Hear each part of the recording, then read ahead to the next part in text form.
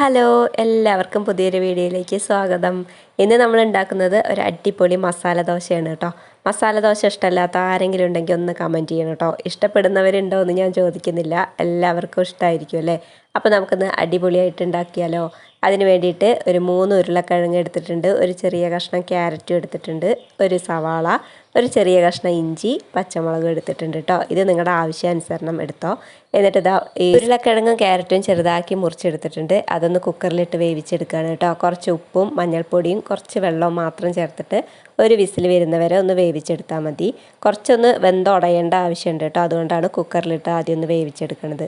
ഇനി അത് വേവിക്കാൻ വെച്ചിട്ടുണ്ട്. ഇനി മറ്റേ അടുപ്പിൽ ഒരു ചട്ടി വെച്ച് കൊടുത്തിട്ട് അതിലേക്ക് ആവശ്യത്തിനുള്ള എണ്ണ ഒഴിച്ച് കൊടുക്കുക. കടുക് ഒന്ന് ഇട്ടിട്ടൊന്ന് പൊട്ടിച്ചെടുക്കുക കേട്ടോ. പിന്നെ ഒരു പിടി ഉഴുന്നുപരിപ്പും കൂടെ ചേർത്ത് കൊടുക്കുന്നുണ്ട്. ആ ഉഴുന്നുപരിപ്പ് ചേർത്ത് കൊടുക്കുമ്പോഴാണ് കേട്ടോ ആ മസാലയുടെ ഒരു ടേസ്റ്റും മണമൊക്കെ മുന്നിട്ട് നിൽക്കുക. അപ്പോൾ അതെന്തായാലും സ്കിപ്പ് ചെയ്യാണ്ട് തന്നെ ചേർത്ത് കൊടുക്കുക.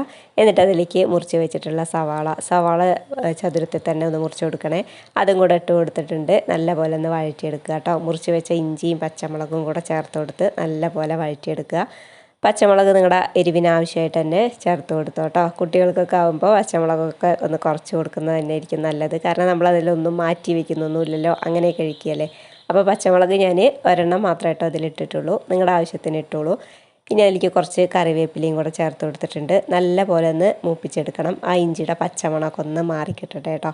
എന്നിട്ട് അതിലേക്ക് വേവിച്ച് വെച്ചിട്ടുള്ള ഉരുളക്കിഴങ്ങും ക്യാരറ്റും കൂടെ ചേർത്ത് കൊടുക്കുക. ആ വെള്ളത്തോടു കൂടെ തന്നെ ചേർത്ത് കൊടുക്കണം കേട്ടോ. എന്നിട്ട് നല്ല പോലെ ഒന്ന് അങ്ങോട്ട് മിക്സ് ചെയ്ത് ഉരതിയെടുക്കുക. തീ കുറച്ച് വയ്ക്കേണ്ട ആവശ്യമൊന്നുമില്ല കേട്ടോ. ഈ വെള്ളം ഒന്ന് അങ്ങോട്ട് വറ്റി വരുമ്പോഴേക്കും നമുക്ക് നല്ലൊരു അടിപൊളി മസാല ആയിട്ട് തന്നെ ഇത് കിട്ടും കേട്ടോ. ഇതിലേക്ക് വേറെ പൊടികളൊന്നും ചേർക്കുന്നില്ല. കുറച്ച് ഗരം മസാലപ്പൊടി മാത്രം ചേർത്ത് കൊടുക്കുന്നുണ്ട്. അതും ഒരു 1/4 ടീസ്പൂൺ മാത്രമേ കേട്ടോ ചേർത്തിട്ടുള്ളൂ. ആവശ്യത്തിനുള്ള ഉപ്പൊക്കെ ഈ സമയത്ത് ചേർത്ത് കൊടുക്കണം. പിന്നെ കുറച്ച് മല്ലിയിലയും കൂടെ മുളക് കൂടെ ഇട്ട് കൊടുത്തിട്ടുണ്ട്. ഉപ്പ് നോക്കിയിട്ട് മാത്രം ചേർത്ത് കൊടുത്താൽ മതി കേട്ടോ.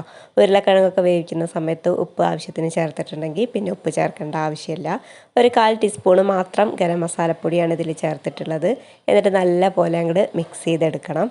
ഭയങ്കര ടേസ്റ്റാണ് കേട്ടോ ഈ ഒരു മസാലയ്ക്ക്. എന്തായാലും ഇതൊന്ന് ട്രൈ ചെയ്ത് നോക്കണേ. മസാല ദോശ ലവേഴ്സ് എന്തായാലും ഇത് ഉണ്ടാക്കി കഴിക്കുക തന്നെ വേണം. പിന്നെ നിങ്ങൾ ഹോട്ടലിലേക്കൊന്നും പോവില്ല കഴിക്കാൻ, വീട്ടിൽ തന്നെ ഉണ്ടാക്കി കഴിക്കും കേട്ടോ. അപ്പോൾ ഇതാ മസാലയൊക്കെ ഒന്ന് റെഡിയായി വന്നിട്ടുണ്ട്. ആ ഉരുളക്കിഴങ്ങൊക്കെ ഒന്നിങ്ങനെ ഒരതി ഉടച്ച് ചേർത്ത് കൊടുക്കണേ. ഒരുപാട് അങ്ങോട്ട് ഉടഞ്ഞൊന്നും പോകണ്ട. കുറച്ചൊക്കെ അവിടെ അങ്ങനെ കടിക്കാനും കിടക്കട്ടെ. ചിലത് മാത്രം ഒന്ന് ഉടച്ച് കൊടുത്താൽ മതി കേട്ടോ. ഇനി ഇതിൽ വേണമെങ്കിൽ ബീട്രൂട്ട് വേണ്ടവർക്ക് അതും കൂടെ ചേർത്ത് കൊടുക്കുക. കുട്ടികൾ പച്ചക്കറികളൊക്കെ തിന്നാൻ മടിയുള്ള കുട്ടികളാണെങ്കിൽ അവർക്ക് ഇത് അതുപോലെ കുറച്ച് വെജിറ്റബിൾസൊക്കെ കുറച്ച് അധികം തന്നെ ഇട്ട് കൊടുത്തിട്ട് ഇതുപോലെ ഉണ്ടാക്കി കൊടുത്താൽ മതി കേട്ടോ. അപ്പോൾ അവരും കഴിച്ചോളും. ഇനി ഈ ഒരു മസാല ഈ ഒരു പരുവത്തിലാവുമ്പോൾ നമുക്ക് മാറ്റി വയ്ക്കാം. ഇനിയിപ്പോൾ ദോശയാണല്ലോ അല്ലേ വേണ്ടത്. മസാല ദോശയുടെ ബേസ് എന്ന് പറയുന്നത് ദോശ തന്നെയാണല്ലോ അല്ലേ. അപ്പം നമുക്കിനി ദോശ ഉണ്ടാക്കാം കേട്ടോ. ദോശയ്ക്ക് വേണ്ടിയിട്ടുള്ള മാവൊക്കെ നേരത്തെ അരച്ച് വെച്ചിട്ടുണ്ടായിരുന്നു. അപ്പോൾ നമ്മൾ ഈ മസാല റെഡിയാക്കി വെച്ചതിന് ശേഷമാണ് ദോശ ഉണ്ടാക്കുന്നത്. അപ്പോൾ ഇതിനൊരു പ്രത്യേകത എന്താണെന്ന് വെച്ചാൽ ഇത് ഉണ്ടാക്കിയ ഉടനെ കഴിക്കണം കേട്ടോ. അല്ലാന്നുണ്ടെങ്കിൽ ഇത് നമ്മൾ ഉണ്ടാക്കി ഇട്ട പാത്രത്തിൽ അത് ഒട്ടിപ്പിടിക്കാൻ സാധ്യതയുണ്ട്. അപ്പോൾ അതൊന്ന് പ്രത്യേകം ശ്രദ്ധിച്ചോ. കഴിക്കാൻ നേരത്ത് മാത്രം ദോശ ഉണ്ടാക്കിയിട്ട് കഴിച്ചാൽ മതി കേട്ടോ. അപ്പോൾ അടിപൊളി സൂപ്പറായിരിക്കും. ഇനി ദോശ ഞാൻ കനം കുറച്ചങ്ങോട്ട് പരത്തിയെടുത്തിട്ടുണ്ട്. നെയ്യ് വേണമെങ്കിൽ ഇതിലേക്ക് ചേർത്ത് കൊടുക്കുക കേട്ടോ. കുറച്ച് നെയ്യും കൂടെ അങ്ങോട്ട് മുകളിൽ കൂടെ ചേർത്ത് കൊടുത്തിട്ടുണ്ടെങ്കിൽ സൂപ്പറായിരിക്കും. അപ്പോൾ നല്ല മുരിഞ്ഞ ദോശയും കിട്ടും. ഇനി ഇതിൻ്റെ മുകളിലേക്ക് പകുതി ഭാഗത്ത് ഈ മസാല ഒന്നിങ്ങോട്ട് ഇട്ട് കൊടുക്കുകയാണ് കേട്ടോ വേണ്ടത്. എന്നിട്ട് നമുക്കിത് മടക്കിയെടുക്കണം. ഇത് മറിച്ചിടേണ്ട ആവശ്യമൊന്നുമില്ല കേട്ടോ. ദോശ വെന്തിട്ടില്ലേന്നൊന്നും ഇനി സംശയിക്കേണ്ട. ദോശയൊക്കെ നല്ലപോലെ വെന്ത് കിട്ടും. ഇനി അതിൽ പകുതി ഭാഗത്ത് ഈ ഒരു മസാല ഇട്ടങ്ങോട്ട് ഒന്നിങ്ങനെ സ്പ്രെഡ് ചെയ്ത് കൊടുത്താൽ മതി. അപ്പോൾ എന്തായാലും ഇതുപോലെ ഒന്ന് ട്രൈ ചെയ്ത് നോക്കണം കേട്ടോ. മസാല ദോശ ഇഷ്ടമുള്ളവർ ഇതൊന്ന് ട്രൈ ചെയ്യാണ്ട് പോവരുത്. ഇനി നമ്മൾ ആ ഒരു ഭാഗം അങ്ങോട്ട് മറിച്ച് ഇടുകയാണ് കേട്ടോ വേണ്ടത്.